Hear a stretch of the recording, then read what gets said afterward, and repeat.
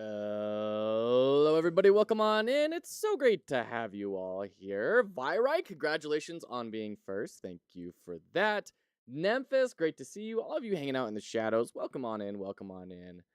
I hope you're doing well. I hope you've had a wonderful weekend. I'm excited to be checking out some things here today with you. Tiny Devil, welcome in. Good to see you. Yeah, I hope that things are going well for everyone. I am crashing Godot at the moment. Good to see you, Mothman. Welcome in. We have 1 week until Fox Hollow Jam 3. So, given that, I want to get my hands dirty with some of these VFX that Cartoon Coffee has created for us, and get some practice manipulating those in a quick way so that we can spend a lot of time on that visual polish. So that's what I want to work on here today. I hope you're all doing well. Sorry, I'm seeing Twitch has changed a bit of my overlay here. Okay. I think maybe I'm okay. Yeah, nope, they have definitely changed some stuff. We'll figure it out later. How are we all doing? Yeah, I tried to import a bunch of these assets into it, and it looks like it has just straight up crashed Godot. So we're going to go ahead and reset it. What have we all been up to? Tiny Devil, how's your game going? I mean, you got that cool dragon in and everything? Hey, there's just no need for this. How are we all doing today? While we get this rebooted up here. There we go. There's Godot. Vevin! Good to see you, friend. How are you? Welcome in. It is such a pleasure to see your name. Hope you're doing well. Let's see. Let's grab this. Come on, Godot. Come on, Godot. Oh, we're still re-importing the assets. Oh, dear. We may have to figure this out. Coming on well. Lots and lots of poking of pixels. Yeah, I believe you. Doing all right. How are you doing? We're doing very well, thanks. We have Fox Hollow Jam 3 starting in just a week. And a big part of that is this big VFX pack that Cartoon Coffee created for the community. So I am wanting to kind of practice using that a little bit. Hold on, let me try and get this dog. Hold on. Hey, why all the barking? All right. Time for some juicy VFX. Absolutely. That's the big thing we want to focus on this time around is visual, bombastic, all sorts of great things. This is slightly a hint for the theme. Don't just run with that, but you can understand that that's going to be a big part of what we're looking to do is lots of big visual feedback. Or really well done, like the inverse of that, right? Very restrained but effective visual feedback. That's what we're going to be practicing a lot during this jam. Okay, Godot, what are you doing, my friend? It is completely crashed once again. Close the program. So anyways, Fox Hollow Jam 3, you can find that VFX pack here. You can also find it on our Discord if you don't want to subscribe to his newsletter, although you totally should. It's got 60 free VFX just for you to use. They're just there. They're just existing for your benefit. You get to use them however you should like. Have I seen this? deepnight.games/game-feel. Yes! I have this right here. You can see that little flicker when I switch to a new tab. Yes. I reference this thing all the time. Whenever we're working on something that I'm like, okay, it's time to start adding polish. Toggling all of these off, except for... Wait, hold on. Do we still have the bug that... Yeah, we still have the bug that, unfortunately, you have to enable... Which one is it? Is it Control Q? There's one in particular you have to, turn on in order for the game to, actually work. And then we'll just go through... There we go. Yeah, it was that one. And then we just go through and turn each one by one. And say, okay, blink impact. What does blink impact do? Oh, dear. Come on. Oh, it does that. Well, let's add that into the game, and we'll just go through layer by layer. It's really cool. Yeah, no, it's a great resource. Yeah, thank you for sharing that again. Absolutely love that. All right. Let's get the good overlay back up. Come on. Are you going to function, or are you going to be stuck in this? Did I break? Oh, call. It's still jumping straight into importing. I may have actually broken Godot. That's fun.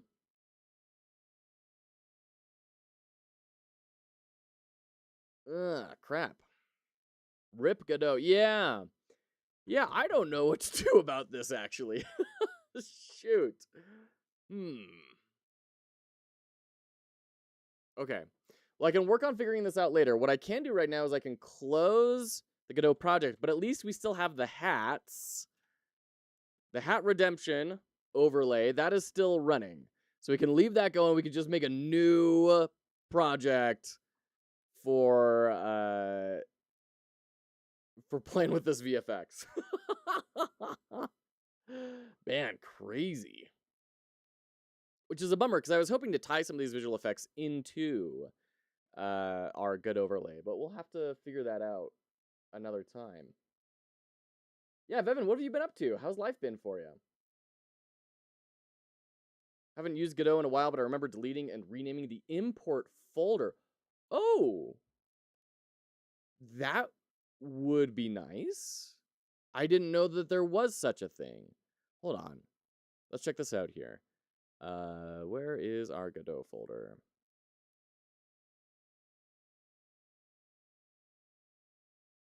Oh boy. Where is everything? Here? Yeah, that's gotta be it. There's the good overlay. And then here, maybe? Oh, it looks like you've actually got everything in there. Scripts. .godot? Ah, imported. Okay. Okay. Let's see what we can do here. There is a folder I'm looking at. I'm trying to look for... Let's just search by date modified. There is a bunch of stuff in here from today. Let's get rid of all these. Okay, so we deleted everything from today. Let's see if we can check that out. Don't save. Prodigal son, good to see you, friend. How are you today? How's your life going? We're going to go to make a backup just in case. I don't believe in that. It's against my religion. Yesterday was Vimlark. Today, Fox. A great week indeed. Man, I haven't seen Vimlark in quite a long while. Oh, shoot. It's still hung up here.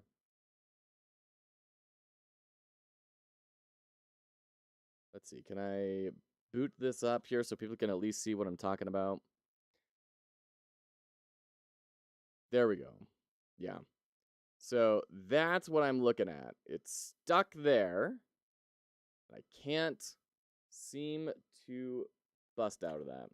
You have 8 days to get a playable demo prototype for my game. Is that a self-imposed deadline, Prodigal?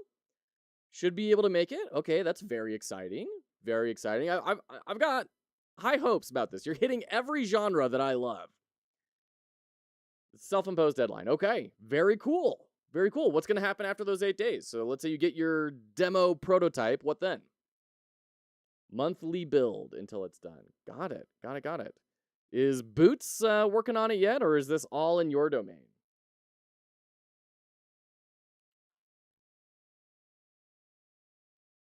Good overlay. Godot imported. Yeah, it just brought these back. Okay. So what if we go into like our assets, VFX, and is there anything in here that just is like broken? I mean, everything seems like if it's in, it's working. Let's cut.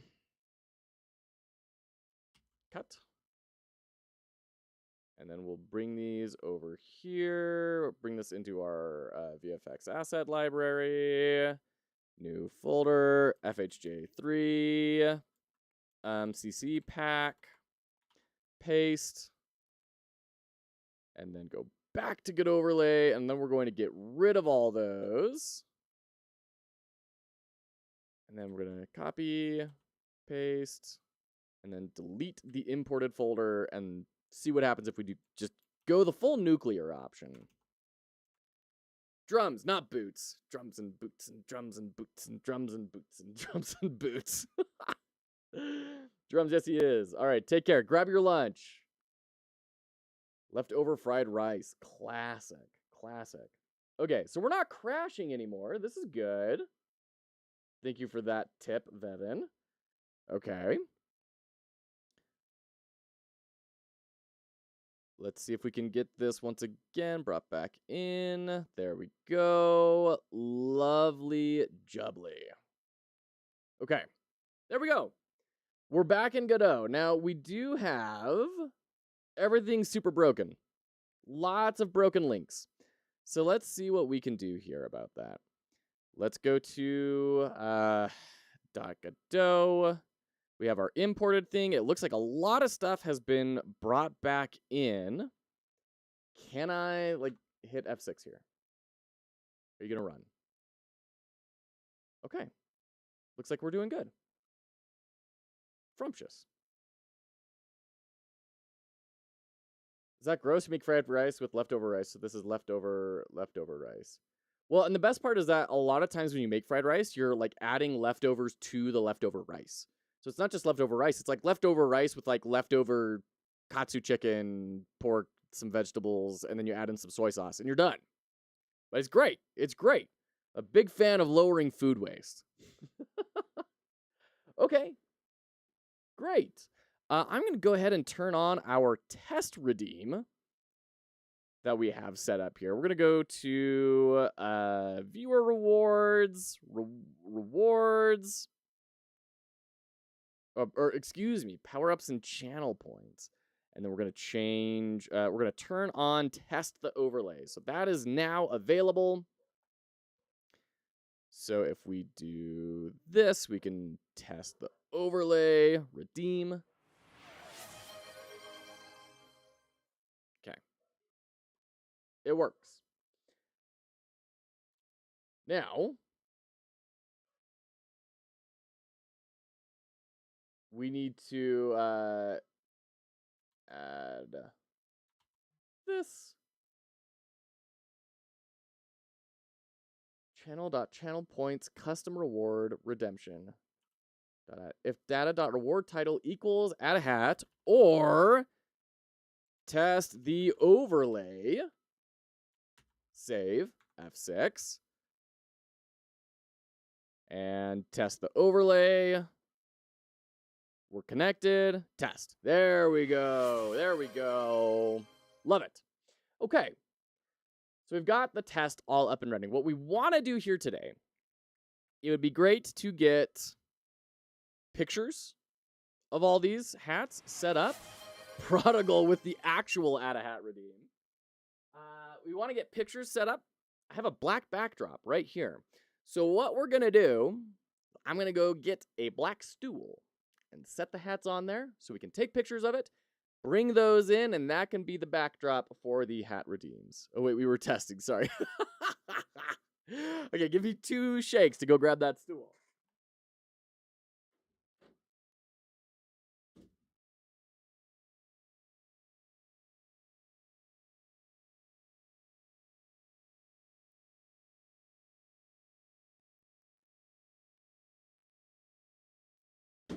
Here we go. Here's the black stool we're putting in front of the black backdrop. Gonna raise this puppy up. Oh, there we go. Got good lighting. And we're gonna work on getting some pictures here. 1 Mississippi shake, 2 Mississippi shake. I nailed the timing, hot dog. Took you exactly 2 Mississippi shakes. I don't mess around with my shakes. Cookies and cream, or 2. Those are the only kinds of shakes that I do. All right.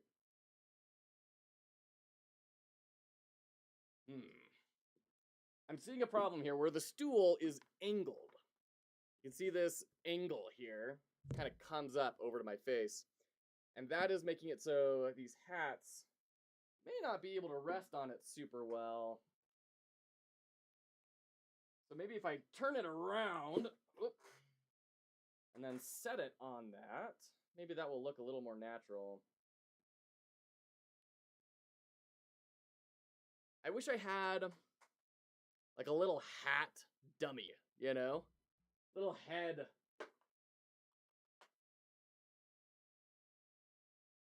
I have an idea.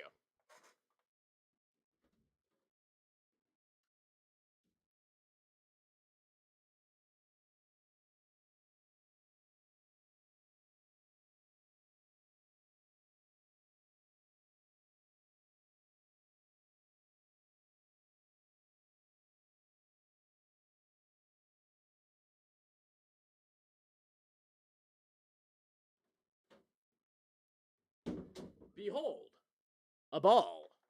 We shall place the ball right there. And then, hopefully, we will be able to take a photograph. I am seeing a fatal error in my plot, though, because balls are round. They don't like standing still. This is a wobbly surface. Can we add something to kind of sustain it? Just kind of keep it seated. Okay, all right. Phone.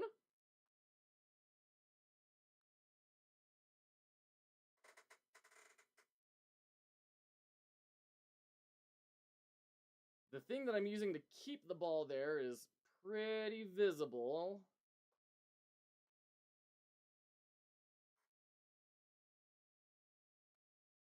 Gotta clean this lens off. Let's see, where's a lens? There we go. There we go, there's that, and turn this light down a little. Ah, much better.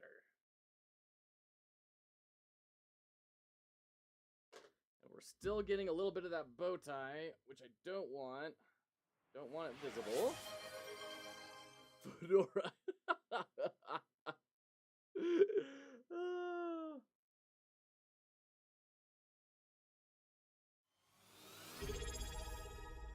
Now what? Hold on. What is that?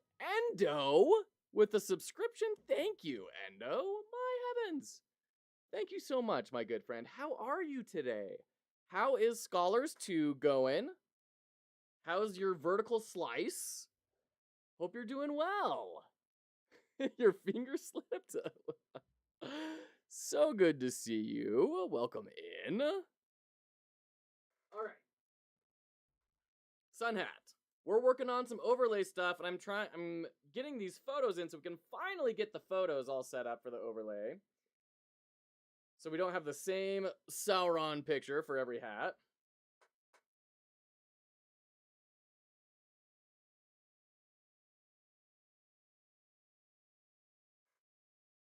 And then we're going to start building in some cool VFX from Cartoon Coffee's VFX pack. If you haven't gotten that yet, you owe it to yourself to pick it up. Even if you don't plan on participating in the game jam for whatever reason, you really owe it to yourself to go check out that pack because it is genuinely incredible. You know what? This is black. Can we just set that right there and have it be kind of invisible?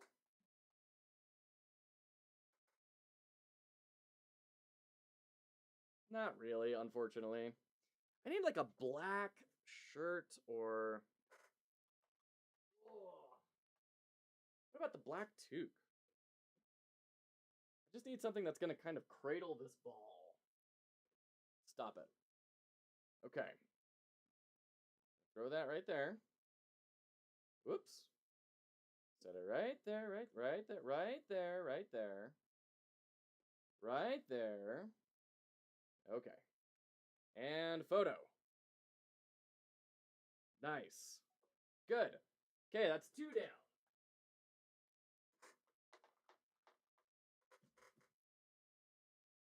Fairy hat. So yeah, overlay stuff is going well. We're making progress, pushing through. Very excited about playing around with this for a week before the game jam. Hope you're all doing well. Let's see here. There we go.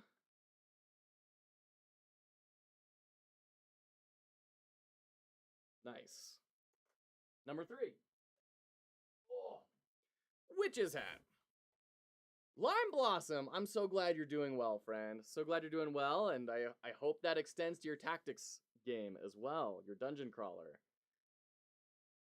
Don't forget that Fox Hollow Games also does photo shoots and portrait consulting. I'm more than happy to take a photo of a photo you send me, and I can also tell you all the things that I think about it.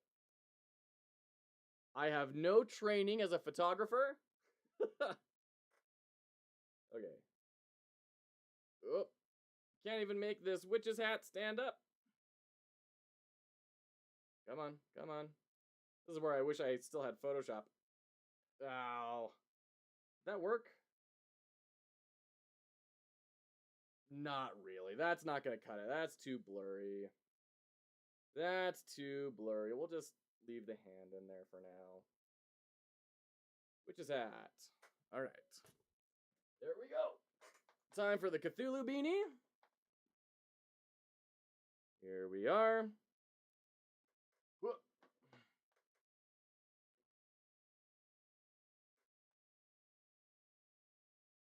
Get the eyeballs. Looking at the camera. Needs to feel good when this pops up on the screen. And there we go. That's a good shot. I like that composition. Nice. Very good. Prepping for a game conference in Madison. Very cool, Lime Blossom. That's awesome. Is this like a game developers conference? Like a type of professional conference? Or who needs training nowadays? All right. Thank you for the lurk, Prodigal. Appreciate you. And I hope you're doing well. Good luck getting that prototype bashed out. We're really excited to see whenever you're ready to share something. We're excited to see it. All right. Here's the gray toque. Whoop, whoop, whoop, whoa. Everything's sliding around. Hold on. Come on. There we go.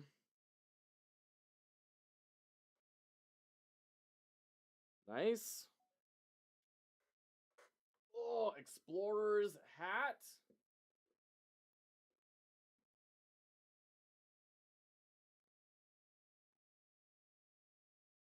Okay.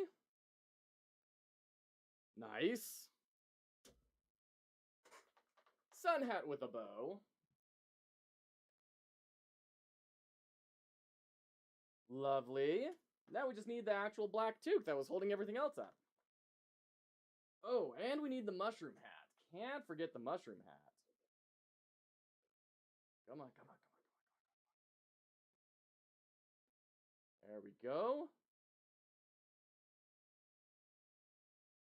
Yeah, this is the worry. Come on, you can do it. Find your equilibrium.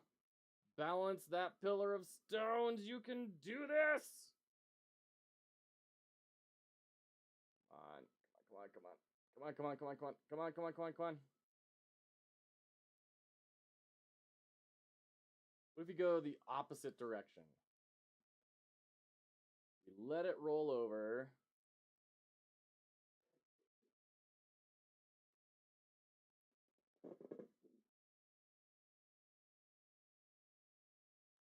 Well, we had a hand on the witch's hat. We can do a hand on this one too.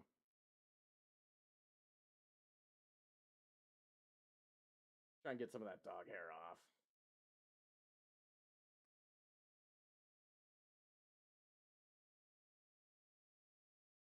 There we go. A little bit of dog hair on the stool now. This is why I need to get like actual stands for this stuff so it doesn't accumulate quite so much. All right, there we go. There's the music hat. And plomp.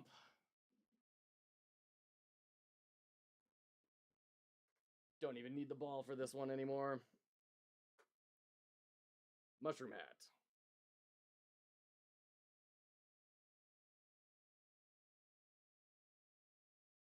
All right.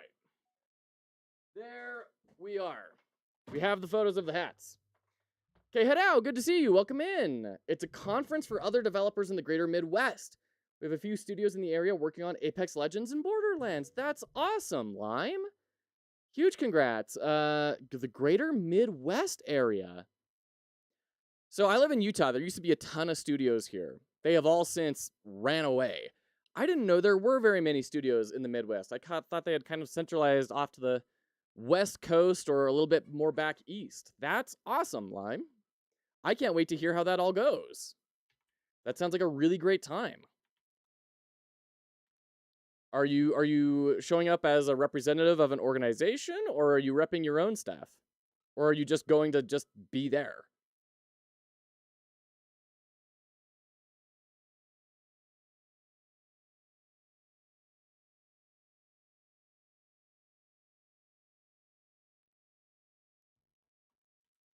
Repping your own stuff, showcasing Chill Seekers and your Dungeon Crawler. That's awesome.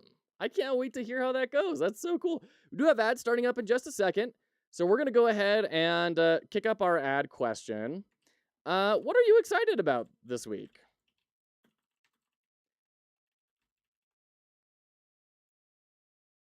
And we'll be back right after Bezos is satisfied.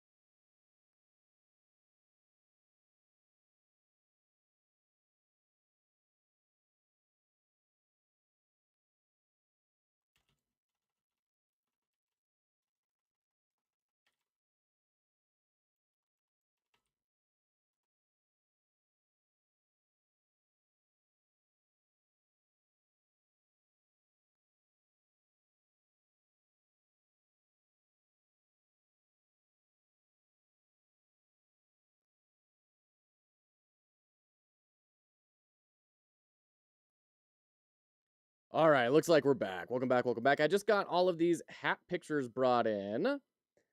And we can now go to our little data string here and start subbing in some of these pictures, I'm thinking. So we're going to go to hats. NoTD/hats. Great. Hats dot pick hat.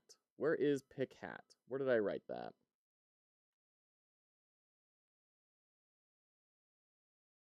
Where is it? Ah, it's a function in here. Got it. Perfect. Okay. So we just need to go in and replace all of these images with the correct images. Oh, and you know what? We didn't get a picture of the fedora because I was wearing it at the time. Oh, let's get that real quick. Okay, real quick. Here we go. Ball on top of the beanie with the hat on top. There we go. There we go.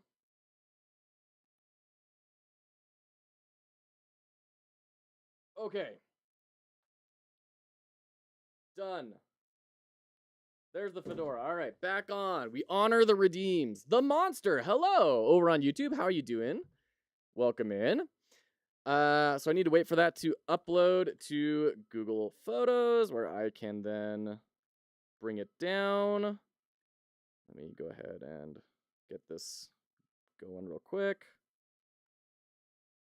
Okay. So that should be here now. Great. Download. Perfect. And then bring that in here. I was gonna fight you and then realized what you were doing. I thought you were lurking, Prodigal. Pretty excited about prototyping a cool game mechanic I thought of this weekend. Feels like something I can work towards in my engine. Oh, that's very exciting, K-Head-Out. That's awesome. Big congrats. Work's also been awesome this week. Oh, that's good. I'm glad to hear that because last I heard, work was not awesome. So, why are you rotated? I hope that means that things are kind of looking better. That's really, really great. Thank you for letting me know. 90. There we go. I'm going to scale this down. Okay.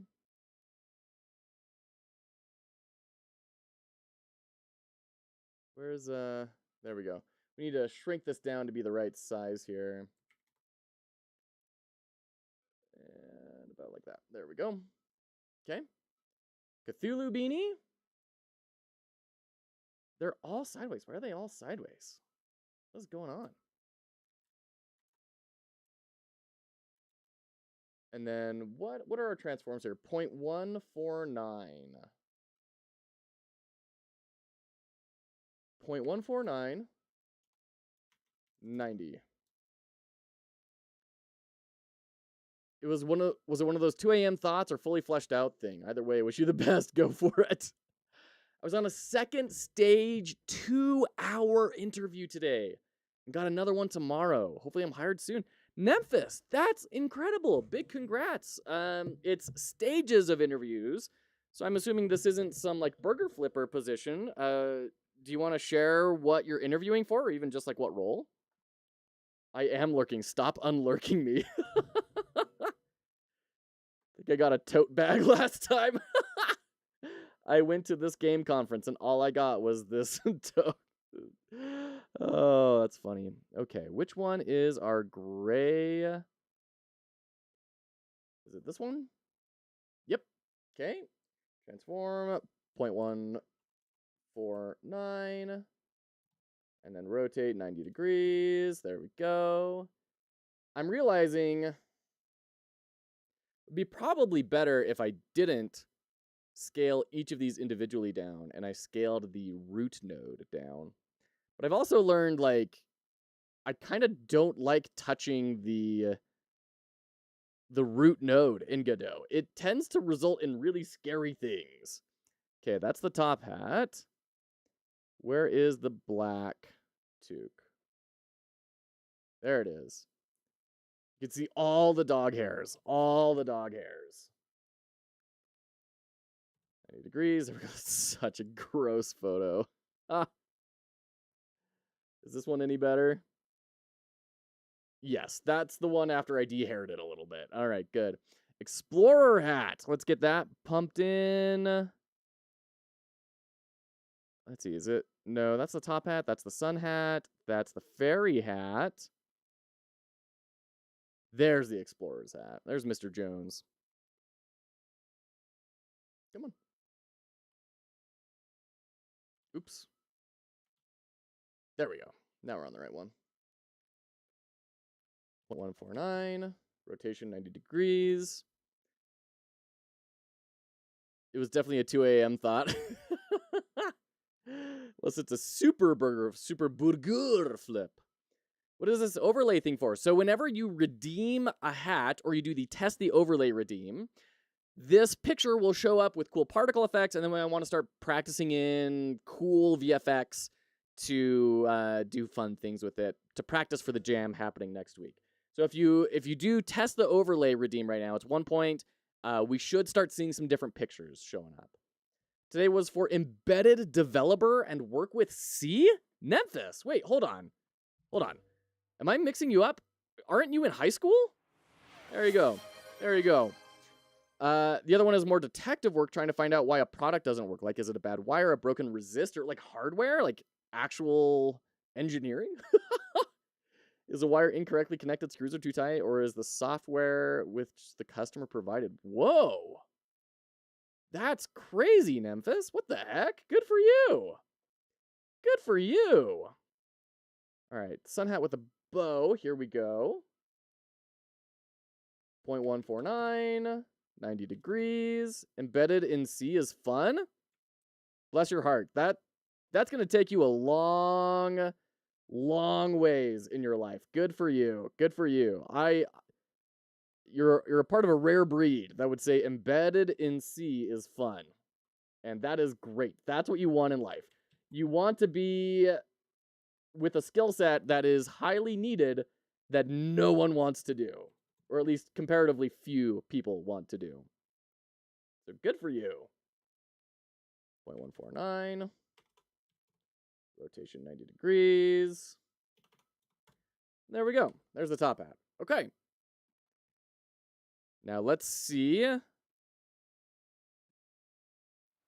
Hey, there's the top hat. Love it. Cool. Nice. It's working. Took my bachelor this summer. Been unemployed since. Oh, man. Okay, we're rooting for you, Memphis. It is an incredibly difficult market out there right now.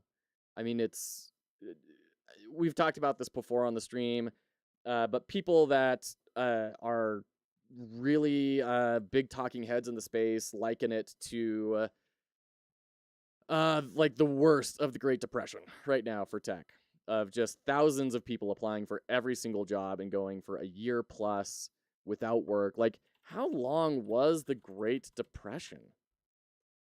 Jeez, okay, that was a good long while. It was from 1929 to 1941. So that qualifies as much longer. But in terms of severity, it seems like people are saying it is that. But man, let's hope it doesn't last for 10 years. Golly. Ugh. There's a lot of jobs, but the problem is they want seniors and junior positions. Yeah, because there's that many people applying, right? So if you are not a perfect fit for the role and probably also willing to take some pay cuts, odds are really low of you getting a job just directly. And that's why referrals are so important. I've been talking and trying to support someone since the beginning of the summer who was laid off from their job, a local Utah developer. And I've been chatting with them and trying to support them, providing them feedback and making connections, anything that I can. And it just hasn't been working out. They've been kind of volunteering their time at an equity-based studio, but, it's just, he needs a job. And he just reached out to me the other week that he got a job working for, like, a subsidiary of Nintendo just because a friend of his is working there and referred him. And that pushed him through. So that's kind of what it takes nowadays. You need to have someone on the inside that's going to root for you and push for you. And if you're able to do that, if you're able to network and build human connections and relationships, you're going to come out way stronger. Because he was working at this kind of like small studio, probably hadn't heard of him. and then jumped to subsidiary of Nintendo. And he said it's like his dream job.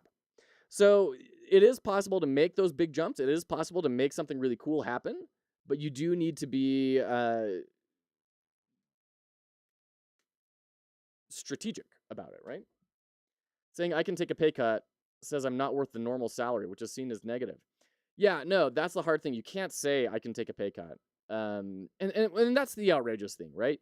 You can't say I need a job to pay the bills, and I will work with your company, and I will do everything I can to make it succeed. How about I exchange my services for your paycheck? Because that's seen as desperate. And the way that our inane hiring practices are right now lead to just all of a sudden you're not a desirable candidate. So there's this really ridiculous dating game you have to play while interviewing, right? And so as an example, I was interviewing at a place that I'm basically a shoo-in for. I've worked at the place for the past 4 years. I worked on those products previously. I have really big relationships with the hiring manager and the leadership. I have received a previous job offer to work in this from their director. So things are looking really good, but I couldn't just walk in there and say, hey, listen, I just need a job. I've been unemployed for a year. I had to give my normal rate, and then they had to say, yeah, that's kind of high for us. Like, okay, well, we can twist some other levers that aren't pay in order to get what we're all wanting to get here, right? It's just the way it goes. You just have to learn how to speak the language. It's really dumb. It's completely unnecessary. Nonetheless, it's where we are. Contacts. It's all about contacts. 100% Foolbox. 100%. Contacts are better than contracts. Yeah, absolutely. Hard agree, Hellraiser. Hold on. Oh, a wild Foolbox appeared in the chat. You have to say you want to work there for the experience and opportunity to work on cool technology. Yep. And you just have to fawn after them, you know? They're going to ask the question, why are you excited to work here? And money is not an acceptable answer. As much as that is the reason people want to work for you, they will just say, oh, well, we all assume that, so, you know, give us something else. It's like, well, how about you ask a better question? How about you actually do research on the people you choose to interview and come prepared with good questions that can help them showcase to you why they are the best candidate, instead of bringing this garbage cultural tradition that you've never thought about for more than a half a second and assume that that's going to fit for every single candidate. It's not. It's going to lead to the same type of people getting the jobs, which is going to lead to a downplay in diversity on your team of both cultural and intellectual, which is going to lead to a decrease in your product overall. The single most important thing you do as a hiring manager is hiring. So if you are a team lead, the most important thing you do is hire. And you should be apportioning your time appropriately. We don't. Very rarely does that happen. It's one of the great tragedies of the industry. Yogurt, I love yogurt. My passion in life is yogurt, says the guy getting interviewed. Yeah, exactly. I love banking. It's my favorite thing in the whole world. Hiring process is miserable. I just went through it. I do not ever want to do it again. Does that mean you landed a position, Endo? Hold on. I think you mentioned working somewhere, but then that seemed weird to me. You mentioned that a little bit ago, because I think a little bit before that you had mentioned that you had been unemployed. So am I messing up my timeline here? I think it's the people who only care about money and are bad developers that ruin it for the rest of us who care about both. I'm not going to lie. I don't care if my employee only cares about the money. Like, genuinely, that's so far down my list of concerns that it, like, here's the thing.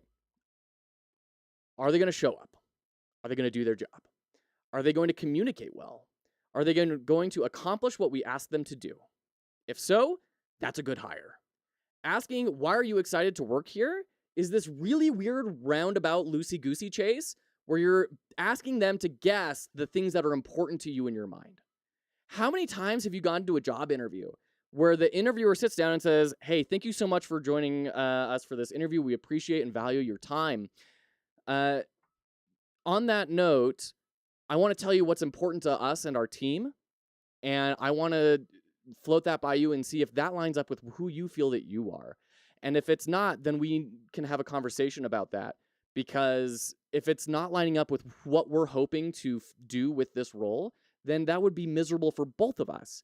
If we got a role that didn't happen. So I saw on your LinkedIn profile that you worked as an indie dev for 5 years. Can you maybe talk to me about that experience? Because what we're looking for is someone who can take a vague idea and then kind of work on that and bring a prototype. An example of that is in a team meeting, we were asked, we want to explore this vertical, and no one really knew what to do.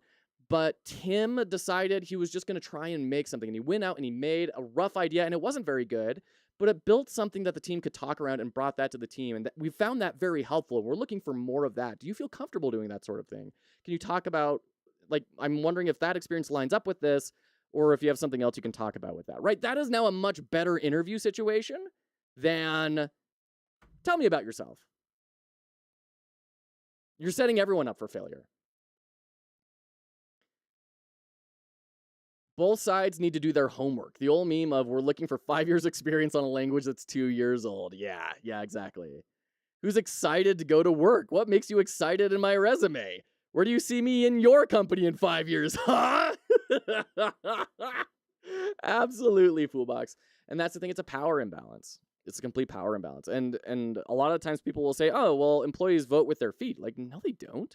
They do when times are good. But then when companies decide they've been giving too much, one company starts doing a layoff and everyone else starts doing layoffs, salaries start going down in a time of record inflation. It really shows that the power is in the hands of the companies. They just need to unify. And when they do, it's impossible to overcome outside of startups. So that's why all of you guys making your own games is actively, and I genuinely believe this, is actively preserving our economic prosperity. Because without you guys building things for yourselves to just try it out and see what you can do, there's too much power. On the other hand, if no one was doing startups, Walmart wins. I was laid off between April and September, but got a job. Oh, big congrats, Endo. Big congrats. Also, hard to agree about the money thing. If they're a good employee who cares about their motivation. If money's the motivation, then money's the motivation. Sure, yeah. Money is the only motivation for my current job, and I want to keep the job and money, so I make sure to do good work. Exactly. Now, okay, I understand that there are concerns about we want to make sure we retain people. We want to make sure that we have people that are going to go above and beyond. But that does not necessarily tie to money being the motivation, right? Or if it is, you can talk about, like, is this person worth the money that they're asking for? And if they're not worth the money that they're asking for, and that's the only thing we can do to motivate them, it's not a good fit. And like it's that simple, right? You can have a money-motivated employee do really good work over a really long period of time. You can have them do innovative work because their incentives are lining up with what you're offering. I heard some classmates who clearly hate computer science and are in it for the money, and they were miserable to work with, but that's just my lived experience. But okay, so here's the thing though. That's a correlation, not a causation, right? You can say there is a high correlation of people who are in it just for the money and being miserable to work with, but that does not cause the other thing. You can absolutely do something just for the money and be a perfectly fine person to work with. You can be perfectly pleasant, right? That's what an indie dev does, yeah. They probably won't stay in computer science for long. Exactly, and that's the other thing. I'm great at sales and can make a lot of money in sales, but I hate sales, so I didn't last long. Sure. Ask ChatGPT for a bunch of interview questions 5 minutes before the applications get here and print it out. Hope for the best. Yeah. They probably won't, but I'm playing devil's advocate. If I were an employer, I would not want to be anywhere near those kinds of devs. But you don't want to be anywhere near those kinds of devs, not near money motivation. And there's a big survivorship bias here, right? Because we hear they're in it for the money, that is what we associate with all these negative behaviors. Instead of saying, let's look at the whole of this person and explore, because that's harder, right? It's so much harder to try and understand a human because we have to do that individually for each person, and it takes a ton of effort. But it's way easier to say someone who is in it for the money is never going to be able to do the job well. That is a much easier mental shortcut that we can take. to pass on a whole bunch of judgments and reduce our workload a lot, despite it not being correct. Retain me, then pay me appropriately. I'm super easy to retain. Yeah. That's the thing. I worked at a place for like 4.5 years, and it was fine. It was very low pressure work, and there were crappy politics and everything, but like I never felt nervous I was going to get let go. I was able to do work, and there were some teams I genuinely loved being on. And if they had given me the promotion they had promised they were going to give me, I probably wouldn't have ever quit that place. But because they passed me up multiple times, I left. And that was it, And it wasn't even a matter of I feel that I should have this and they disagree. It was a matter of I had talked with my manager one-on-one for like a year plus, 2 years, 3 years about working towards this and them saying, yes, we want this to happen. And then never giving me a good reason why it didn't and why other people that like I had hired, trained, and set up and built a team with, they did get placed, and there was no explanation. So it was clear they just didn't care. So I left because their incentives didn't line up with mine. Going to college for game dev was amazing since learning was much more enjoyable. I believe that. And there is a lot to say about something being enjoyable and how that works on the brain. And I don't mean to discredit that in any way. Just that reality is more complicated than a single heuristic. The feeling of entitlement many graduates have coming out of college is a problem, but it's also understandable given how much money they had to invest to get that degree. The education system is an entirely different rabbit hole that we can dive into later, yeah. We want people who go above and beyond. Sounds a lot like we like people who do more than we pay them for. If that's the case, they stay rich. We stay poor. Me, made bitter and twisted by too many years in the game? Never. Yeah, Tiny Devil. I mean, all that nonsense about quiet quitting. Quiet quitting was the precursor to the layoffs. It was. And we can see that looking backwards on history, that employers were starting to become discontent with how much they were giving employees. They felt that with the wages that they were giving and the benefits and all the comforts, that they deserved more than the job description from employees. And the layoffs, in my opinion, now I'm not a socioeconomic researcher or anything. I don't have data to back this up, but in my opinion, those two things are very closely connected and led directly into the layoffs as soon as there was valid reason for it. I quit. Math is fun to know, not to learn. I quit my old place because all the work I liked doing and was pushing for was for a specific position. I was doing amazing and I loved it. They gave the position to someone that didn't know how to do the job and they kept asking me questions. I got fed up. Yeah. And that's the sad truth, is that a lot of the times, your capability does not matter. A lot of the times, what matters is relationships. And this goes back to what we started this whole thing off on, which is relationships and contacts, right? If you have a good relationship with not just your boss, but your boss's boss and their boss, if you have good relationships with 3 people up, you're probably going to be fine. And you're going to progress and you're going to be great.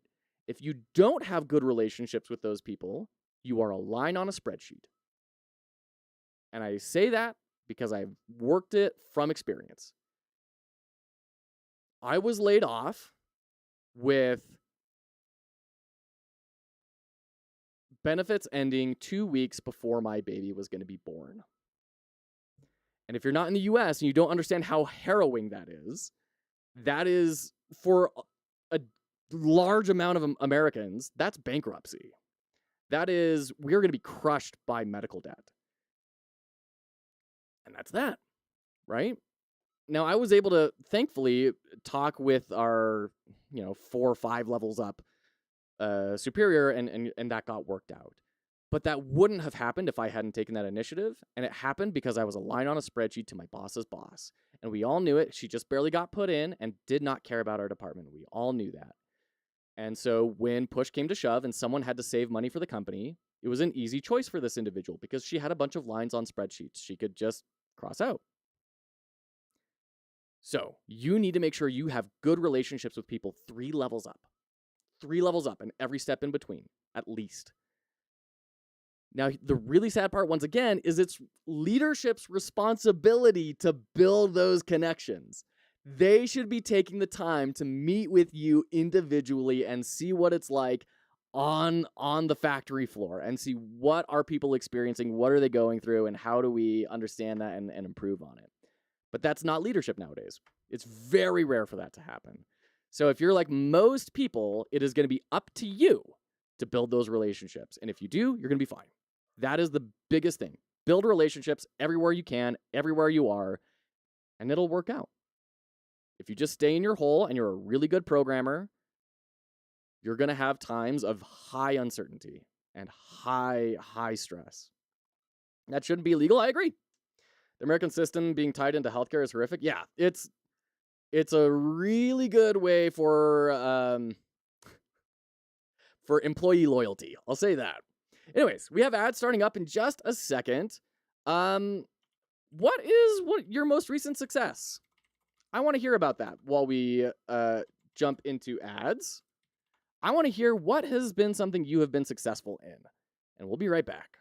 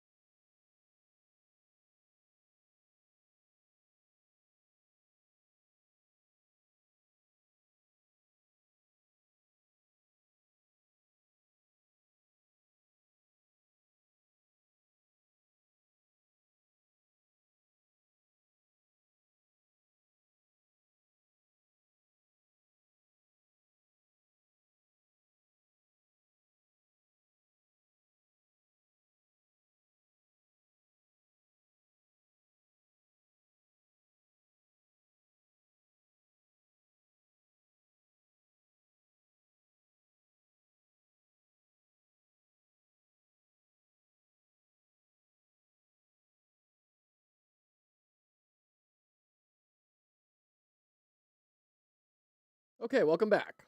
Welcome back. Let's dive in here. Recent dev success is implementing state machines. Now there are state machines everywhere in my game. Huge congrats. That's huge. I admit, I still don't quite I understand the concept behind state machines, but the nitty-gritty of building it and applying it has eluded me thus far. That's really cool though. Big congrats, Endo. Such an incredible step up. That's awesome.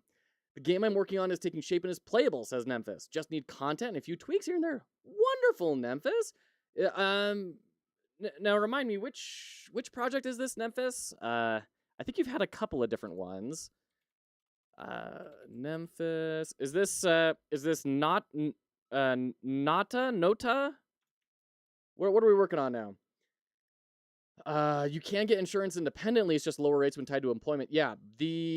So in the US, when you get fired and you had health insurance, you get laid off, you get something called COBRA, which is the right to still be on the insurance plan you were on before. but just without the company paying any of it, my Cobra rates were $4,500 per month. So 1 month of healthcare was $4.5 grand. Line item on a spreadsheet. That sucks. I'm fortunate that it's not my case, and not even because I have higher relationships. It's that I do my job well and have a position where I generate money for the company. It's a privileged position to be in. Not many at my company get that opportunity. That's awesome, Hellraiser. That's great. I mean, that's the thing. Even though you don't necessarily know someone personally, you have an implicit relationship, because it sounds like you can tie what you do to revenue for the company. That's always the goal. You want to tie what you do to revenue to the company. It's a stand-in for a relationship, but it's a really good one. It's a really good one. And if you can have a relationship and that, you're golden. Doubled my wish list at NextFest Foolbox. That's huge. That is so great. Major congrats. I've been meaning to catch up with you and like two nerdy nerds and everyone on how NextFest went for them. That's awesome. Big congrats, Fool. That scared you. Because I'm just used to not having to pay for insurance at all. Yeah. I mean, I'm assuming you live in a country where there's free insurance, but I mean, you still pay the taxes. It's just a little more invisible, right? And guaranteed. I can link you a forum thread with a short read and pictures. Sure. State machines help a lot with the bug-prone 1,000 bool checks. From Taiwan originally. It's not free, just tax funded. Yeah, exactly. Lime. When my wife was laid off, her Cobra rate was $700. Yeah, no, it was outrageous. It was just one of those, like, we were staring at it like, there's no way. There's no way. And when I took it to the company, I said, listen, Cobra is $4.5 grand. Like, can we just extend this 1 month? That's all I need. Just 1 month of insurance. And I can still pay the amount that, like, I need to pay. That's fine. Just give me 1 month of insurance so that we can have this baby born. And the response was, that's what Cobra is for. And I said, it's $4.5 grand. There's no way. Like, we can't do that. Who knows how long we're going to be unemployed for? I can't do $4.5 grand every month for this. I said, well, you better apply to Medicaid then. Wow. Do a postmortem later this week. I want to have all the data before I do it. Fair enough. Fair enough. That sounds exactly like you, Foolbox. I would expect nothing less. For some reason, I read that as I doubled the games on my wish list at NextFest, which is what I did. That's great. Oh, okay, so we are doing Nada. Okay. Otland.net. I don't even know what this is. Yeah, I've been seeing you post pictures about this on the Discord. This is great. That UI is coming together. I like the set dressing you're putting in there. That's great. I do see a big double standard where it's okay for us as employees to demand higher salaries for our work, but corporations focusing on their profit margins is seen as greedy. I think it's mostly seen as greedy because most of the time when employees are asking for higher salaries, it's so they can like maintain inflation, so they can, not become impoverished. When companies focus on their bottom line, a lot of the time, not every time, but a lot of the time, especially when you get larger companies, it's so that their stock prices go up, which the only benefit that has is to the executive staff and anyone who holds a large amount of stock in that company, which are usually people that are so well off that it doesn't really matter for them to have more money anyways. I think that's a lot of the perception. Now, is that completely fair? No, it's not completely fair, but I think that's a lot of the perception. My wife and I were both laid off while she was recovering from cancer. We made out pretty well considering. Oh, golly. Fuzzy Buzzy, good to see you, friend. Welcome in. Welcome in. I hope the femboys are doing well. Man, this map system and everything, that looks great. Memphis, you've been doing a lot of work on this. Wow. This is looking really impressive. Good for you. I can't wait to see this move forward. You have been progressing a whole bunch. My goodness. Good for you. Mo money, yeah. There's a great... I talk about this book series every now and again. The Orconomics book series by... oh, shoot. What's his name? J. Zachary Pike. Orconomics by J. Zachary Pike. And it's a economic satire, but through fantasy. And it's a lit RPG, so a literary RPG, which just means it takes a lot of tropes from gaming and role-playing games and injects it into a novel, right? So some of the big antagonists are these, like this incredibly aged dwarf and gnome, and their names are Goldman and Bags. And they are kind of manipulating the markets through horrible means to stimulate the economy, even though it's all short term based and is never going to bear out long term. But they were saying to a king, you know, trying to pitch lower taxes for themselves. They said, listen, king, if you really want us to benefit your citizens, then we need more flow into our cup. Our cups must literally flow over so that we can give more to your citizens. We can have more liquid in their cups. And then the head of the Adventuring Guild says, I never liked the idea of trickle-down economics. It implies that there's a leak somewhere. And I think that's, in my opinion, that's really it. Trickle-down economics sounds great, but it's only great if the people at the top have an inner sense of morality that will keep their cups a certain size. And if that doesn't exist, the cup just gets bigger, and it never trickles down. My take is that all companies showing that they are getting more profitable should be at minimum giving salary adjustments relative to the rate of inflation. Yeah. And the only time I got a like yearly pay adjustment that was greater than the rate of inflation was when I worked at a tiny little startup that was paying me way below market value. And that was their strategy. It was like, hey, we're going to give you like 13 to 20% raises every year because we can't pay you a bunch right now, but we promise you we will keep that rate of pay raise. So if you stick with us for a long time, you will be making a ton of money over time. I got laid off from them too. Me and my whole team were laid off. They closed that entire division of the company because they couldn't figure out how to sell our services well enough. But that's the only time. Every other time it's been 1.5% is pretty standard, which is half of what I was told to be expecting going into places. And I've corroborated that with other people and superiors and like, yeah, 1.5% is the average this year and all sorts of crazy stuff. It's wild. It's wild. A company I previously interned at was private and employee owned. It's tied to a paper trust and the shares are redistributed when employees join or leave. It encourages employees to stay for longer to see the returns. Interesting. I don't want a trickle. It sounds terrible.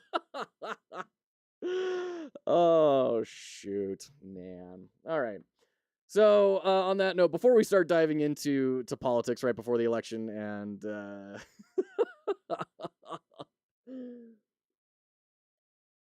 let's see what we can make happen here. So this is where I want to start playing around with the VFX. We've got these VFX imported. I did get those done in the middle of the thing. Politics.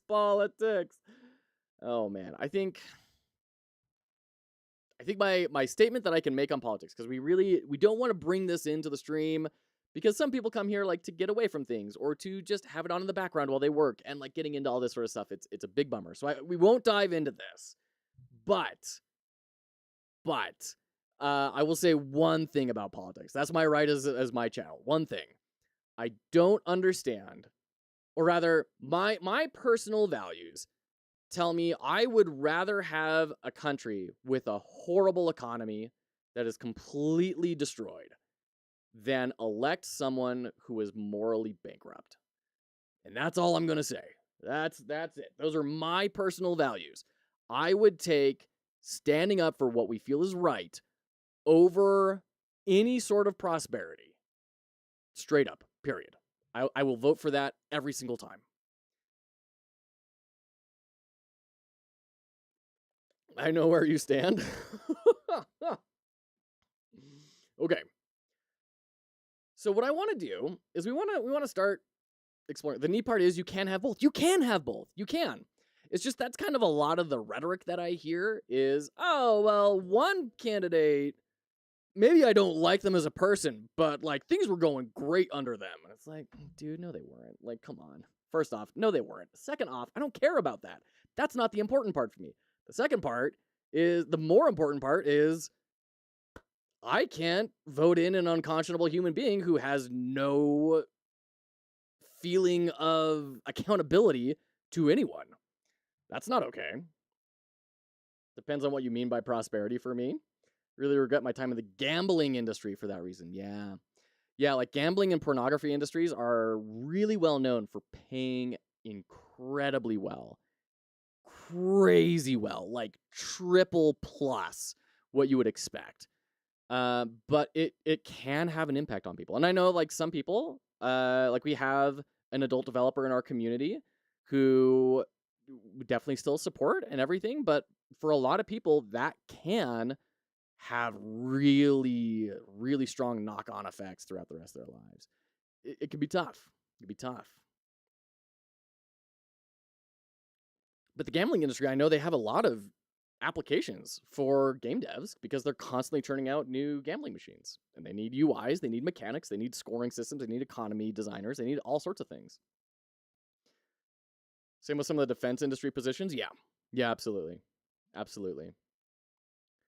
Okay. Go to new hat pick. We bring this in. Oh, let's bring in,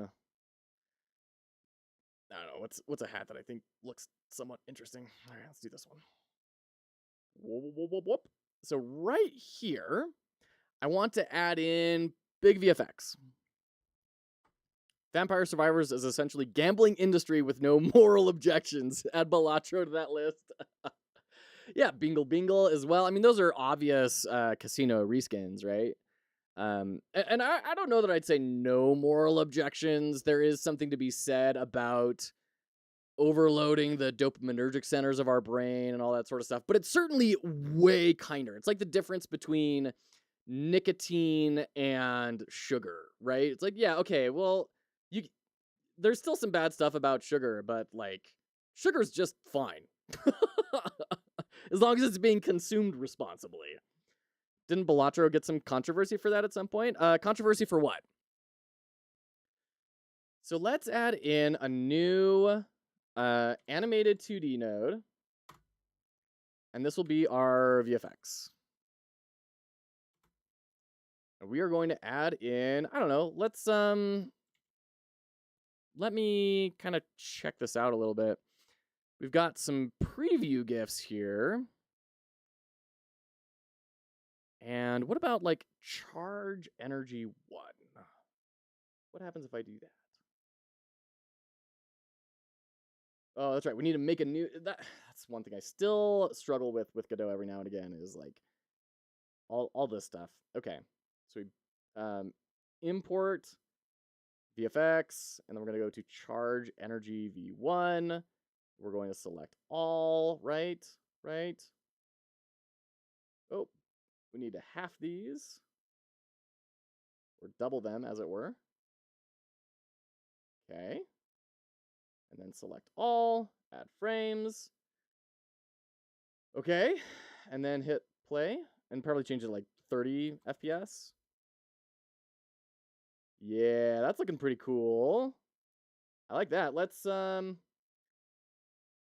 drag this in front of the particles and hit play. And then we're going to scale it up by like 3. 5. I kind of like that. And then we'll take it off of repeat. Nice. I think that looks good. And so when new hat is picked, we need to play that VFX. So on start emitting the particles, we're also going to do VFX dot play default and save. And let's see if that's happening. If we test the overlay. No. Attempt to call function play and base null instance on a null instance. Okay. Why?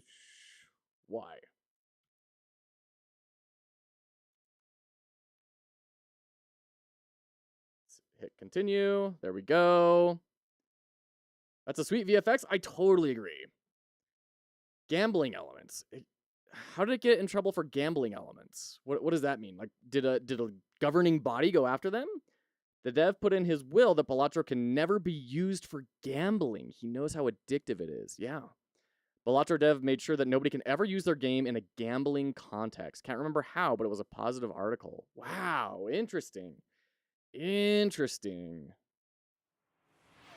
Okay, so it's still not going. So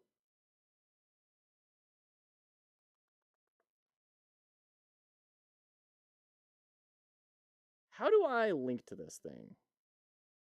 It's been a minute. Can you tell it's been a minute since I've done Godot? This is good because I'm the one who's most familiar with Godot on our team for the game jam. So I need to get back into the swing of things here. My goodness. Where are we at? Okay. How do we play an animated VFX? I could have sworn all we did was play. And then we can do like default. Let's try like shutting it down and restarting it. Let's do add a hat. I've been sick for 3 days, so I'm doing a tutorial to get back into coding. Good for you. Good for you. I'm sorry you're not feeling well. I'm hoping that means you've come out of feeling poorly.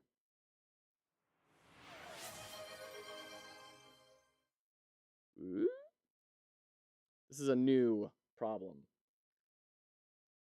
Animation player. Invalid access to property or key animation finished on a base object of type null instance. Oh, right, because we changed the names. So this is now what, new hat picked? Yeah. And we're going to have to replace that. Okay.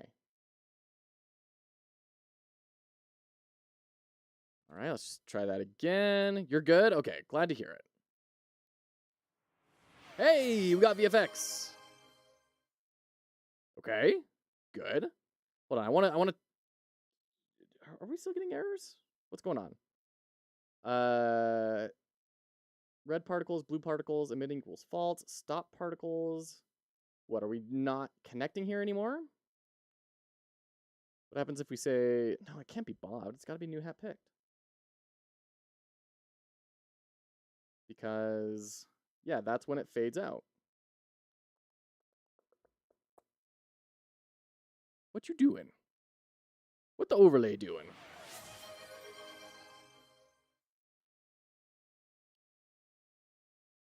And then we're just, I mean, there's no errors or anything.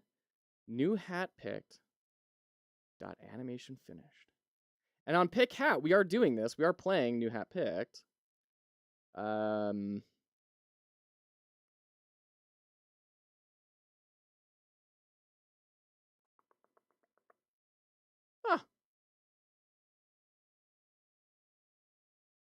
So there's something about this. Hat. So let's bring you in. Just in case. No, I mean, if I typed it in wrong, it would be giving me something else.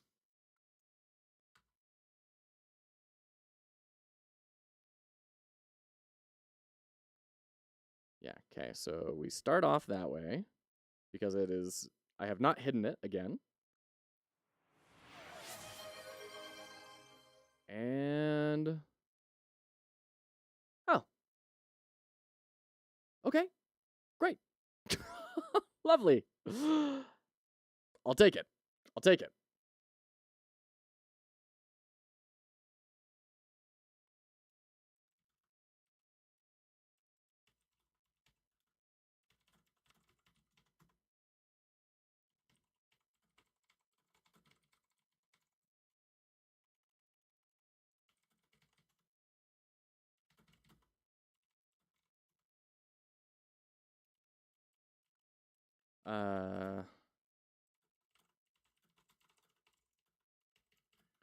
Give me 1 second.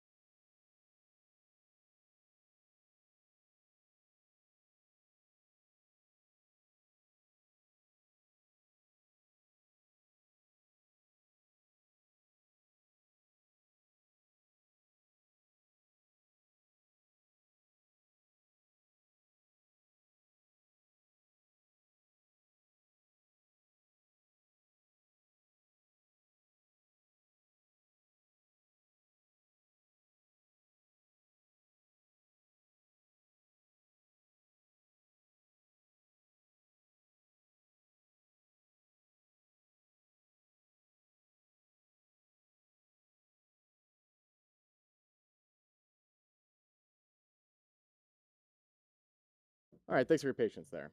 Okay. So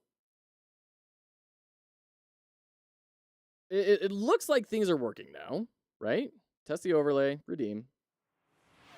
Great. I do want to get everything shrunk down. I know this is so hypocritical because of what I have brought up here, but I am going to take cats and I'm going to set it to like a 0.5 scale.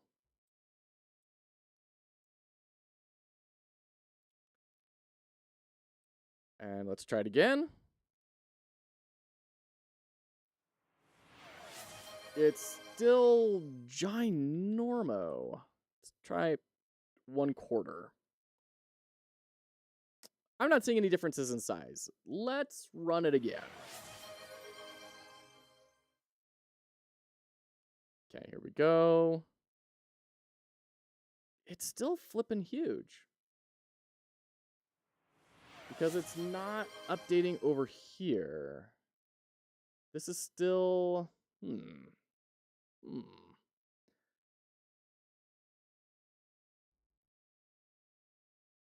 Can I, like, re-import this?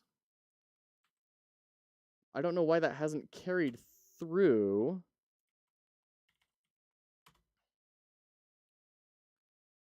Okay. We'll go to hats. We'll turn this off. Add random hat. F6. Okay, I did accidentally turn that on. Okay, test. Flippin' huge. Why are you so big? All right. Let's try it again. Okay. Godot's messing with me. Godot's just having fun at my expense right now.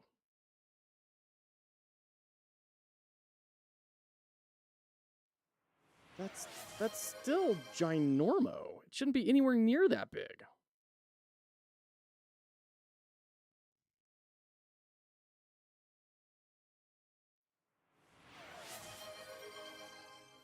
All right. Rerun it one more time. If that doesn't change, we'll reload the project, maybe? It is not changing. Reload the project. Cancel. Save. Reload the project. And while we're doing that, actually, we are jumping into ads. So why don't we go ahead and jump into our ad breaks? What was the last thing that you fixed?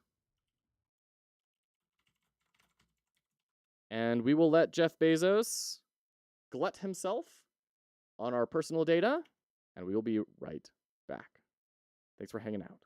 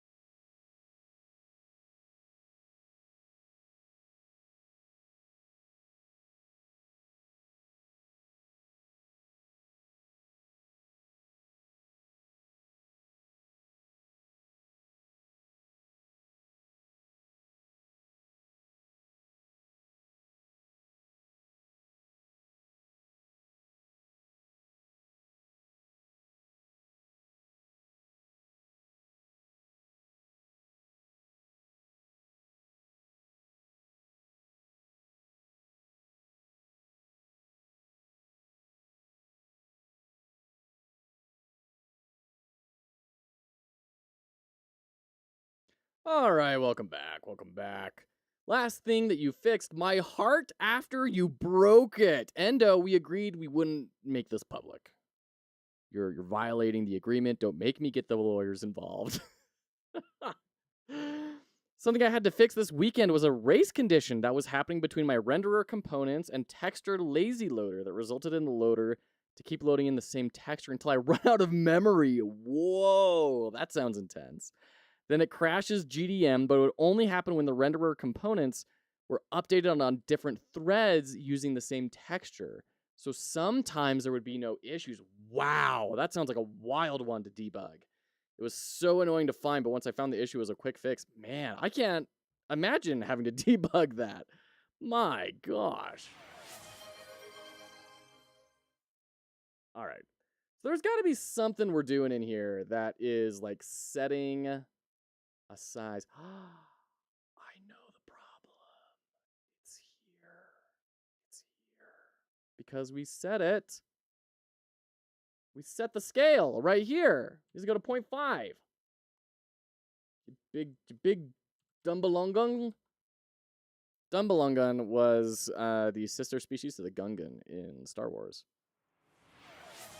There we go. Okay. Getting better. Okay. I'm seeing that really I do want it to get as big as it was, but I just needed to not to be the end of the thing. I love C. It shows. It shows, and you are going to be better for it. Let's go to our window. I'm going to change this to be 1920 by 1080 because, like, why isn't it? Because that's the resolution that I stream at, right? So then we can set this back to 1.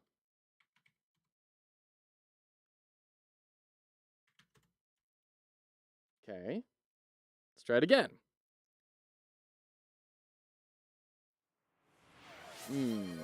Not quite. We did. Yeah, it's 1920 by 1080.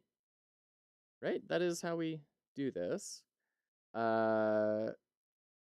we have to rerun it. That's probably it. That's probably it. And then we set this right over top. Reset the scale because I had it scaled down.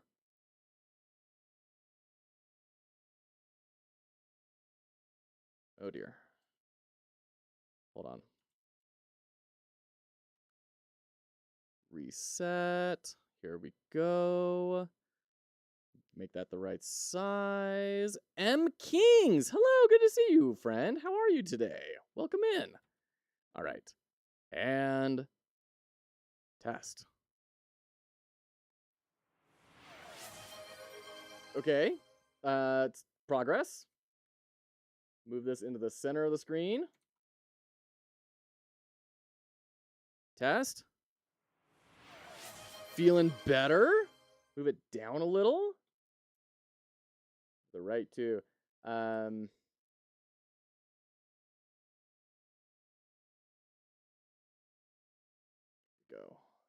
Move this in. So half of 1920 is what? 450 plus 500, 950, 960 is 1920? That can't be right. Hold on. I used to be a math major, by the way. It is right. Okay, 1920. Divided by 2 is 960, and then 1920 by 1080, so that's 540. Oops. There we go. Now it's centered. Exactly. Run. Okay. Getting better. Getting better. I like where we're going with this. This is why it's so hard to time box my game dev tasks. It is. It's very, very... I mean, estimation is kind of an impossible skill in abstract art forms, right? Some people will tell you otherwise. Some people will say, we've been working as a team together for so long and we know the technology in and out, so it's really easy to guess. But like, that's with a lot of, you have to have this beforehand, right? If any of those people move to a different team or to a different technology or a different product, all of a sudden time boxing goes out the window. It's purely learned experience, right?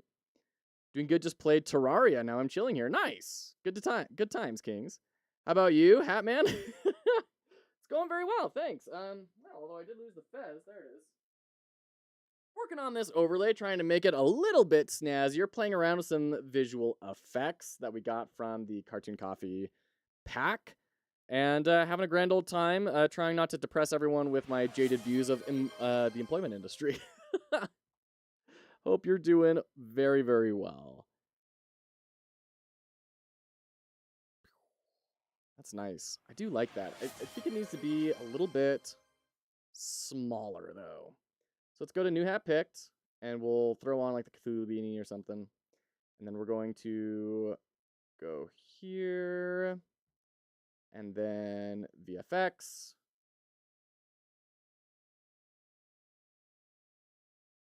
I want that big frame right here, right where it's biggest.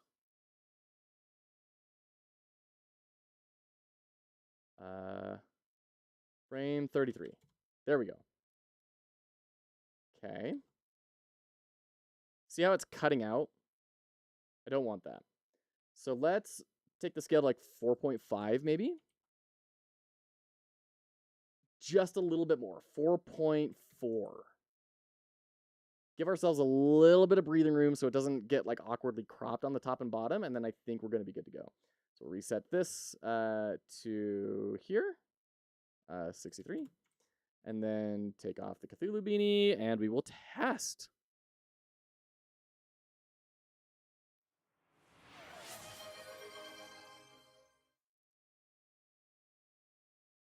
What? What? There we go. Okay. Looking much better. Looking much better. I did a quick overview of the coffee visuals that need to be used. I have some ideas which could use them, but I still don't know what is the theme. Very cool, Kings. That's exactly where we want you to be. So next week, we're going to do the announcement of the theme and the design principle we're going to be tackling. Because remember, there's always a theme and a design principle. You have to use both. So with that being said, I'm really excited for what people are going to produce here. I think it's going to be really good targeted practice. Okay. Can we layer something else on top of that? Like, would that be too much if we added in an extra one? Dragon Spirit with the raid! Good to see you, Dragon Spirit. How's Gaia coming? How are you doing? And welcome in all of you lovely raiders. Thank you for hanging out. Incredibro, good to see ya. For those of you who are new, Fox Hollow Games is a charitable enterprise trying to help people enter the game industry, and we're prepping for our game jam right now. We have a game jam, which is a really big part of how we're helping people right now, starting next week on Monday. Wait, is that right? Next week? No. It is next week, but it's next Friday. So a week from Friday, November 1st. So as a part of that, one of our sponsors, Cartoon Coffee, gave us a visual effects pack of 60 free VFX to use. You can find it on our jam page, and really excited about it. So we're kind of exploring these VFX. What can we do with it? What can we make happen? And all that fun jazz. So welcome in, all you lovely fine folks. I'm ready. Luckily, the jam starts on Friday, so I have a full weekend with game jamming. Yeah, and that was very by design. Yeah, so we've got the two different tracks. We have the long track, and then we have the short gauntlet. And the gauntlet is just the weekend. So if you like a short game jam, if you like a long game jam, we have prizes for both tracks. It's going to be a great time. I am not ready. Dragon Spirit, I hope you're doing well. I haven't seen what you've been up to recently. I've been a little bit absent on Twitch, but I hope you're making great progress. I know you were encountering some struggles recently and kind of started working on some other projects, but yeah, I hope things are going well and you're making all sorts of progress. Like a new sprite frame here. New sprite frame. There we go. And then we're going to grab Impact Cartoon is what I want to try out here. Impact Cartoon. Ooh, there's a bunch of them.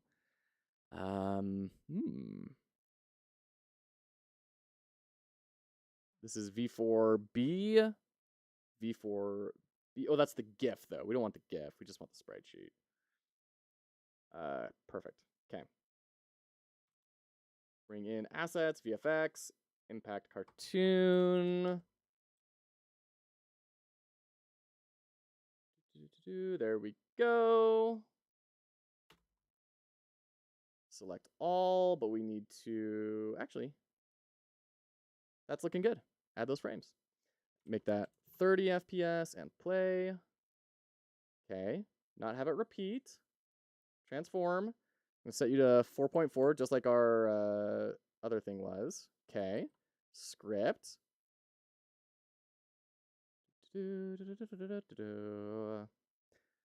I was trying to finally do a block out of my level. Oh, very cool. I still suck at level designing. It's really hard. Level design is deceptively difficult, at least for me. I pride myself as being a pretty adaptable and good designer in most situations, level design can be tough, especially if you don't have a defined, like, what is it I'm trying to accomplish with this level? If it's just kind of a, I don't know, I need to have a level. Go, you know? Ugh, terrible. Everyone sucks till they don't. Very true. Not me realizing I didn't join the jam yet. I'm slowly trying to get my YouTube channel to get some traction. Even made a new tutorial. No kidding, Dragon Spirit. I didn't see that pop up. That YouTube algorithm, man. It'll get you. What was the tutorial about? Feel free to share it here. And by the way, feel free to rate and run. You know, like I do that all the time. So feel free to rate and run, but we'd love to see what you've been producing. Here we go. VFX, and then we're going to do cartoon impact cartoon. We'll say VFX underscore. VFX impact cartoon. Throw that right there. There we go. Dot play of default. And let's check that out. We're going to do rerun the scene. See what that gets us. There you go. It was about why you should keep your variables private. Ooh, very cool. I want to check that out here in just a sec. Test the overlay.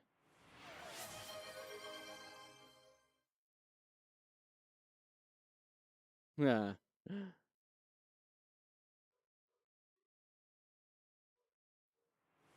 feel like it needs to last longer, you know?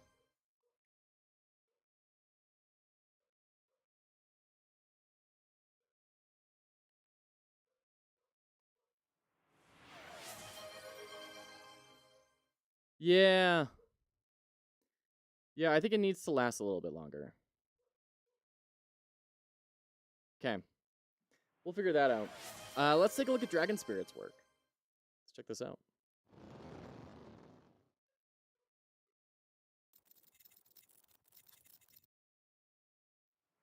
Why should you keep it private? Unity developers, let's talk.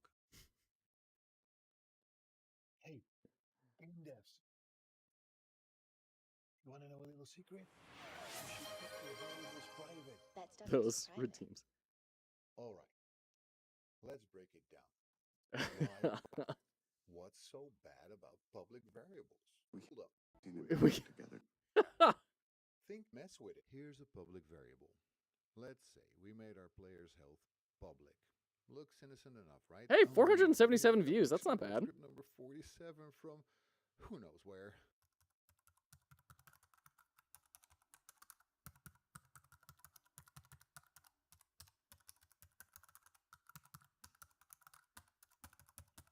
Zombie apocalypse simulator.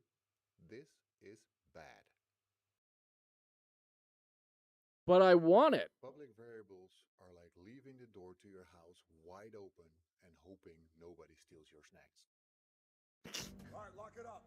We got two things. Now look at this. Private. Sweet, sweet privacy. This keeps our variables safe. Serialized field.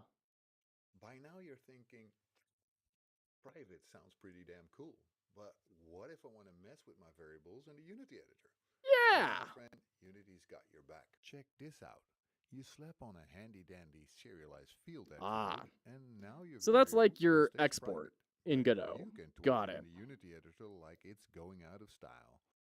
The game dev There you wizard go. There you go. tweak it all you want in the editor. There you go. Very cool. Thank you for sharing, Dragon Spirit. That's awesome. Yeah, YouTube can be a fickle beast. I will say that much.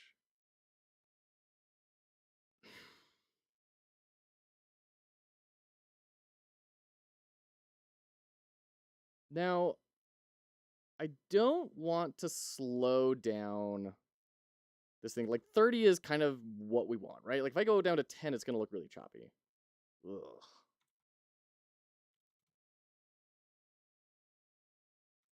I put some more sense of humor in it, but you know, it did help. It went up from 80 subscribers to 100 after that one. Hey, that's great. That's awesome, Dragon Spirit.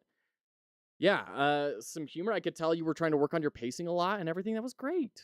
That was awesome.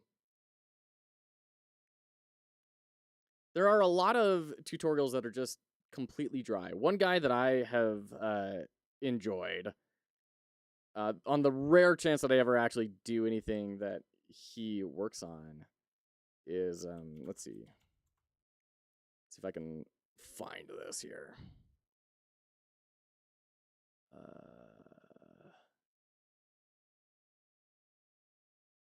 Let's see. Let me try in history.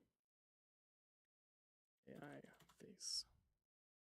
Yeah, individual AI kex. that controls faces. What? It's a new research demo called FacePoke. It's free and open source. Just look up Hugging Face FacePoke and you'll see this. Click here to upload an image. Check show face landmarks on hover. Hover over the face. So this and drag the guy markers around. definitely You has can a also run style, it right? locally. Go to this link. Follow the instructions there. Incredible, thank Here's you. another demo called Expression Editor. It uses the same AI model. We need to but make works those better on not mobile. AI that completely controls square. We faces. need to It's a new research demo called FacePoke. round 'em It's off free or and open something. source. Just look up Hugging Face FacePoke and you'll see this. Click here. Hard to work upload always an pays image. off. Check show face landmarks on hover. Hover over the face and drag the markers around. You can also run it locally. How? Go to this link. Follow the So like instructions there. he's not and even cracking jokes, but the way he delivers it is kind of entertaining and funny, right? if you're on your Fast-paced phone, there's another editing, demo yeah. called Expression Editor. It uses the same AI model but works better on mobile. AI that controls faces. What? It's a new research. So he's done all sorts of stuff. I forget what it was that made me find him. Might have been this one, Unity for Beginners. That might have been how I found him. I think that's probably it, actually.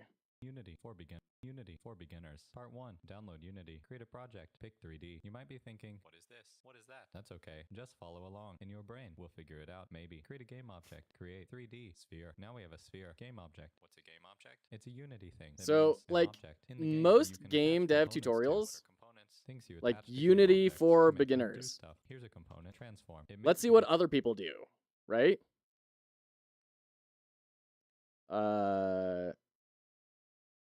All right. 3 smart Unity tips to speed up game development. You can automatically destroy a game object after Like, an the X music second helps, by the adding a subtitles buffer help, parameter. although it's kind of hard to read the subtitles on top of the You code. can start Unity paused. Pretty dry. You can easily create a screenshot from the game view Pretty dry. by using screen capture. And this is one that's had a lot of capture success, screenshot. 9,000 views. You know. I'm looking for ones that are like actual, here's how to get started.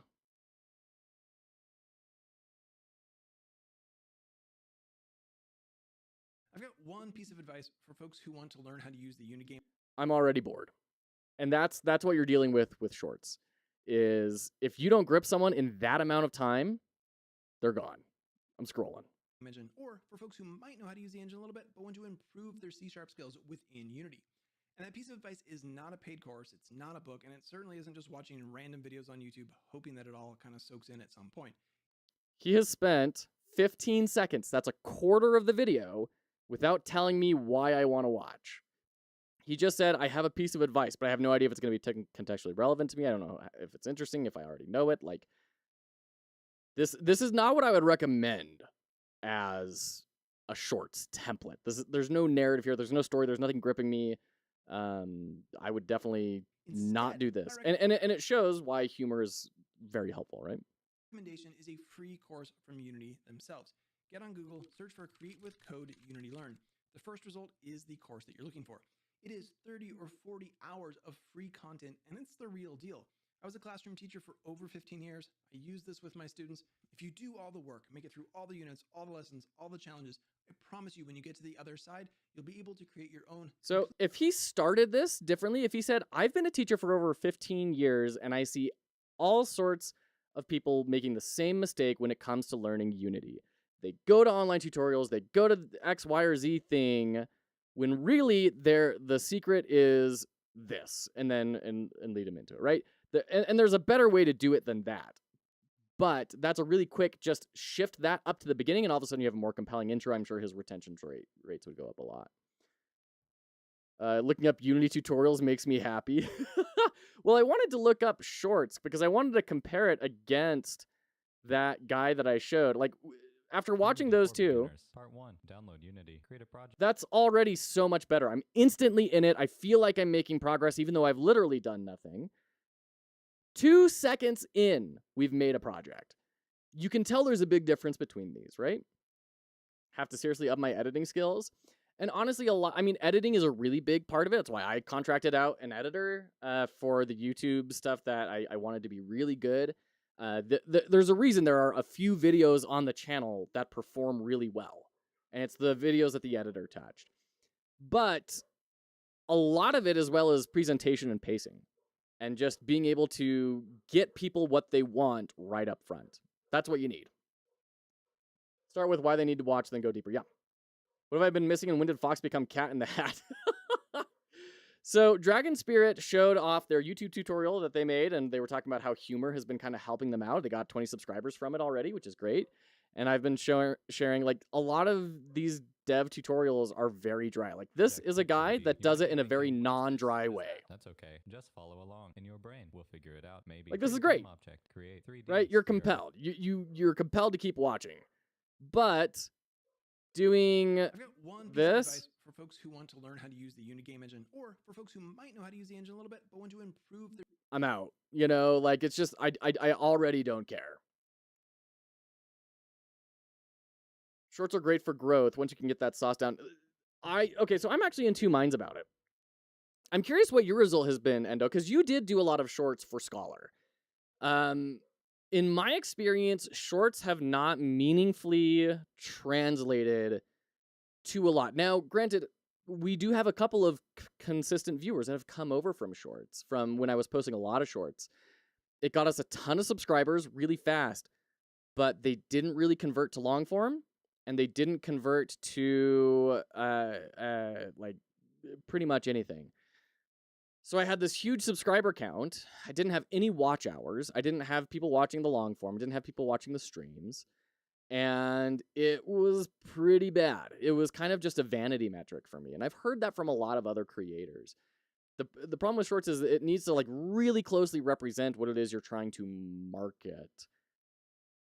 But I've even heard people selling, like, physical products, like Jenny D, who is a D&D YouTuber, posted about how she didn't find any sort of conversions for her physical products that she sells or for her channel coming from shorts to long form.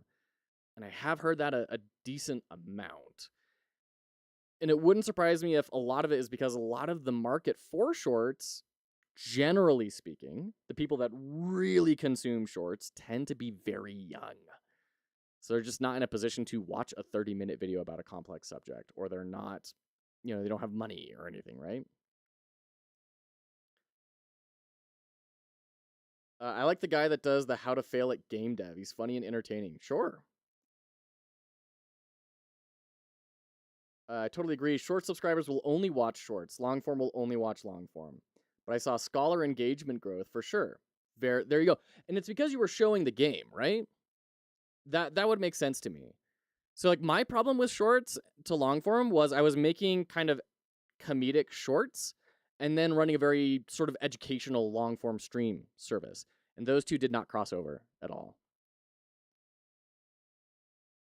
I've been asked to make a tutorial about my water shader, but that will be a long one. Oh, interesting. Technical art is something that is really compelling, and people really enjoy watching technical art. So there's something to that. Okay. Shorts for us build subs, but they don't watch the long videos. They are two different mindsets. I love long forms for when I'm cooking and cleaning, while short forms for when I need a short break. Yeah, I can see that. And I think like Pirate Software had a very good strategy where the shorts were the stream. They were the stream, and he had a good editor to tackle that. And he put it out when people were on their lunch break, right? When they are looking for the short break content, not the long form content. I think YouTube itself doesn't translate really well for Twitch because we have gone from Let's Plays to snappy edited videos with fast-paced, slow-paced streams are a big contrast to those videos. I agree. A lot of the content that does better on YouTube is highly edited or quick look type sort of stuff. So stuff like Retromation or Quantic Flux, where they look at one game for half an hour to an hour and pump out a bunch of those. And there's a crowd for that. But as soon as they start doing a series, viewership numbers go down. To edit that will be a ton of work. For now, I can't afford to hire anyone. Yeah. I totally understand that, Dragon. 100%. Need to write unit and functional tests? Well, don't let me interrupt you. You get to it. You get right on to it. They're always tedious. I can't imagine something with the name unit and functional tests being tedious. No way. I don't believe that. Let's test this out again. I'm liking this. We need to turn off the stream alerts notification. How do I do that? Man, it's been so long since I've done that even. Good night. It's not in analytics, right? Power-ups and channel points? There's like an alert section. Alerts. Oh, it's like it's its own whole thing. Okay. Edit alert box. And we're going to say